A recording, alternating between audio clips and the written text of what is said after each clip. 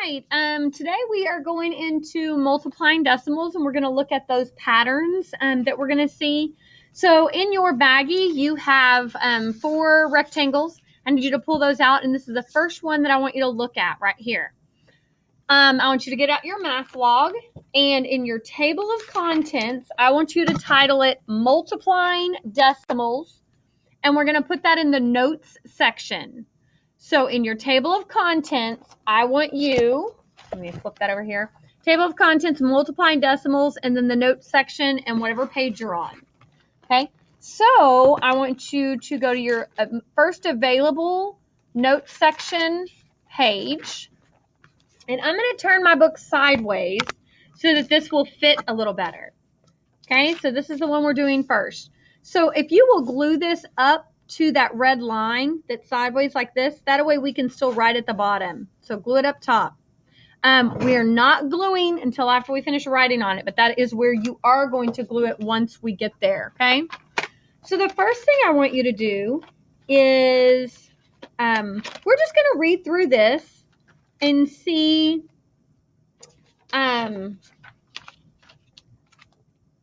what our steps will be. So we have this problem right here, 6.35, or 6 and 35/100ths times 2. Well, we can estimate if the problem says estimate.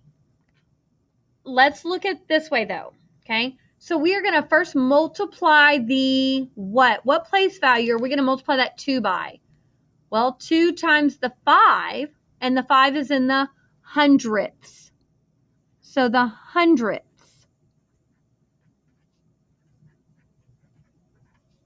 Okay? When we multiply the 2 times the hundredths, the next step is going to be to multiply the 2 by the tenths place. And then we're going to multiply the 2 by the ones place. Okay? So the product is 12.7, or 12 and 7/10ths, or 12 and 70/100ths. And then check for reasonableness. Well, if we estimate this, guys, if I have $6 and I times it by 2, let's just ignore that 35 cents for a second. If I have $6 and times it by 2, that's 12. 6 times 2 is 12. So is $12.70 reasonable if I started with $6.35? Yes, that is reasonable. Okay? So we are going to go ahead and take a second and glue that into your math log. Remember, your math log is turned sideways. So it doesn't need a lot of glue, just a few little strands there. Glue that in. And then right down here at the bottom of our page is where we're going to work now. So we're going to start with just a few problems. The first one, so problem number 1, is what is 10 times as much as 4.2? Well, here's what I want you to remember, that we do not actually have to line that up and multiply. What I can do is, when I am multiplying by 10, let me underline that 0. There's 1 0. So what am I going to do? I'm going to pick up my decimal. So we know that if we're timesing something by 10, the number is going to get bigger. The way that a number gets bigger is to move my decimal to the right. So I'm just going to pick up that decimal, and I'm going to move it over to the right. So it becomes 42. My decimal's at the end now. Okay? Question 2. 10 times as much as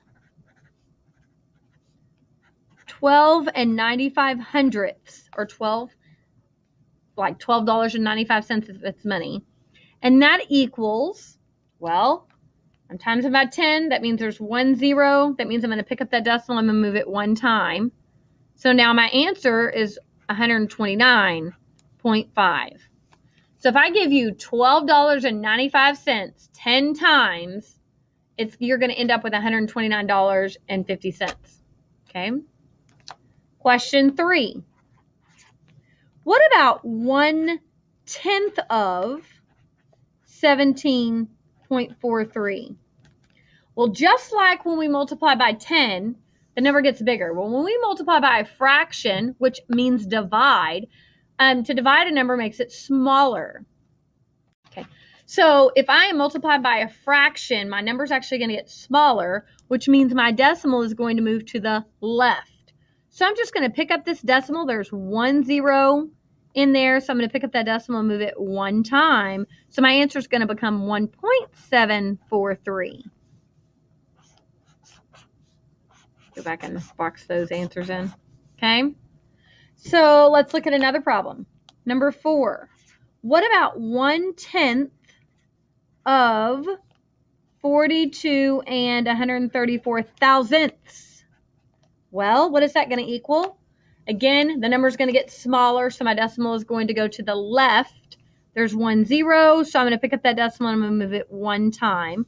So it becomes 4.2134. Okay, so smaller decimal is going to the left, bigger decimal is going to the right. All right, turn your notebook now like this for me, and you have your other 3 papers that are in your binder, or sorry, in your Ziploc bag. And the first one I would like you to glue at the top right here. And then don't glue, sorry, do not glue until we're done writing, but the first one's going to go there. And then we are going to put this one right here and this one right there so that our paper looks like this right here. Okay? So, first thing we're going to do, the decimal point moves blank place to the blank as I multiply by decreasing powers. Well, to decrease something makes it smaller. And I told you that the decimal is going to move to the left when you're multiplying by a power of 10. So moves 1 place to the left. And the reason I know it goes to the left is because of this word right here, decreasing power of 10. Guys, that's going to look like this. Or if you multiplied by this, 0.1 or even 0.1. If you multiplied by 1/10 or 0.1 or 0.1, you're going to move that decimal to the left. So let's now look at our multiplication patterns. Multiplication patterns complete the pattern. What is a number times 1? It's going to give me the exact same number in it. So this is just going to be 3.26. Okay? What if I multiply by 10? It's going to get bigger, so my decimal is going to move to the right. So pick that decimal up. How many zeros are there? 1. So I'm going to move it one time, so it becomes 32.6 or 32 6/10. All right. Let me zoom that in a little better. I have 3.26 times 100. Oh, there's 2 zeros. So I've got to pick that decimal up. It's going to go to the right to make the number bigger. The decimal is moving to the right. So how many times am I going to move it? Well, remember, it's however many zeros you have. So I've got to pick that decimal up and move it twice. 1, 2. So it becomes 326, and my decimal's at the end there. All right, I'm multiplying by 1,000. That number is getting bigger, so my decimal is going to go to the right. And I've got to move it how many times? Well, how many zeros are there? 3. All right, so this one's a little tricky because if I have 3.26, I'm going to move where I have some space. I got to move that decimal how many times? How many zeros? 3 times. So 1, 2, 3. I have a hole. What is the only thing I can plug in for a hole? The 0. So that becomes 3,260 with the decimal at the end there. Okay? Very good. Okay, so this right here, this is powers of 10. Here's the deal. I don't really want to, we don't have exponents in 5th grade, so I'm going to skip this. So what I want you to do I don't want to teach that yet because I don't want to confuse you. So what I want you to do is just mark a line through that, and I'll come back to this later, okay? So then the next one, it says multiplying by 0.1 is the same as dividing by 10. Okay? Because that one is in the 10th place.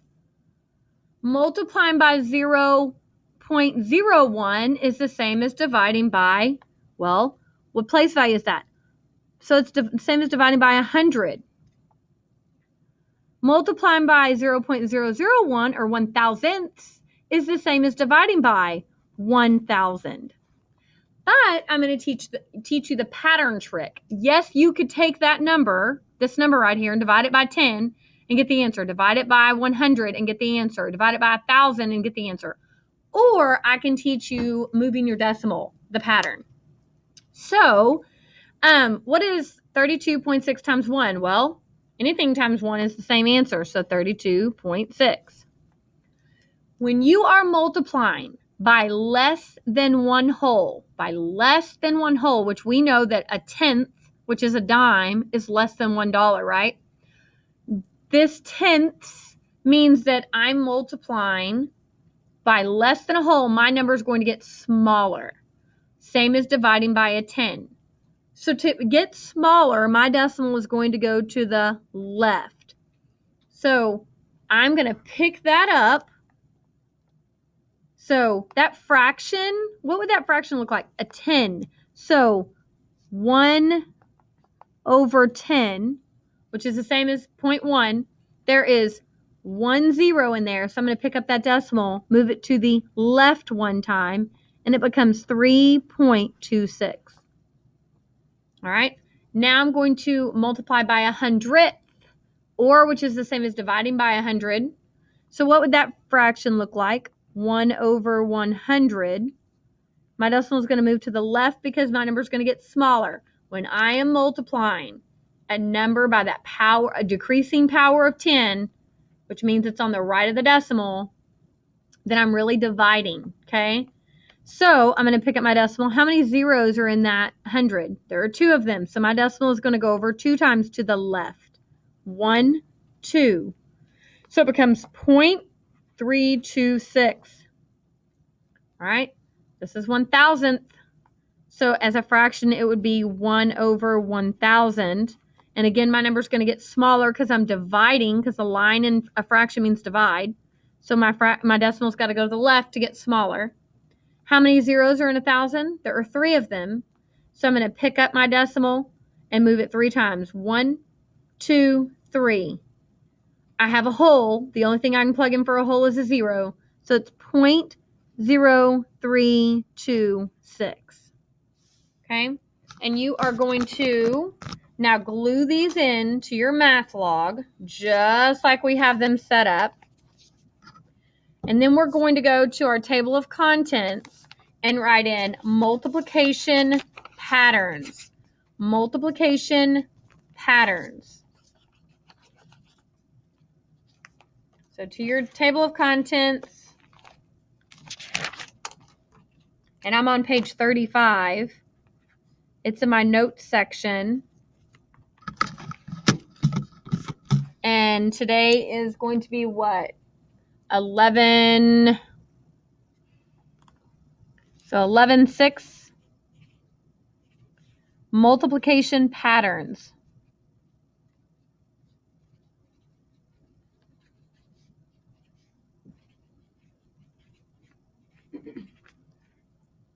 Okay. So I'm going to do one word problem for you, and then we are going to move to our try it for today, which is one side. The paper is printed two-sided, but you're only going to do one side for me today. So if you will look with me at question 1, or sorry, I guess it's question 12 right here. Actually, let's go ahead and do this one. Let's do 15. So a box of crackers costs 26 cents per ounce. If the box contains 10 ounces, What is the cost of the crackers? Well, I want you to rip this problem. And you're not having to work this problem with me, you're just watching, but I would have ripped this problem. We're going to discuss rips. Every single word problem you do for me on a test from here on out needs to be ripped. You need to use that strategy, okay? So the first part of rips is read and rewrite the question. Well, the question just asked me, if the box contains 10 ounces, what is the cost of the box? So what is the cost of the box of crackers? I don't need to write of crackers. Important information is it cost 26 cents per ounce, and OZ stands for ounce. To problem solve this, well, I'm going to multiply, right? I have 10 ounces, so I'm going to multiply. So I'm going to take 26 cents and multiply it by 10 and get the answer, okay? Or if you use the strategy we just talked about, the number's going to get bigger, so my decimal is going to move to the right, and I can just pick up that decimal, 10.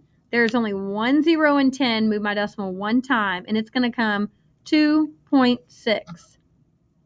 And I can add that 0 in there for $2.60, okay? And I'm going to go ahead and multiply it out so you can see that it's going to give you the same thing.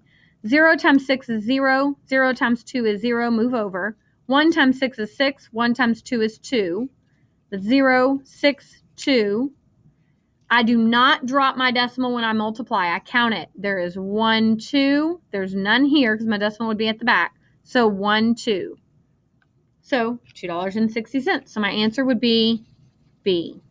All of that work needs to be there whenever you do a word problem for me. All right, so now you are going to go to your try it. And when you are doing that, I want you to be on the side that says page 110. You're only doing page 110 today. Those 14 questions, I do want you to rip them. So you're going to do those 14 questions, 9 through 14, page 110, just those 6 questions, and then make sure your name is on it, and then turn that into the bucket, and then tomorrow we will do the back side.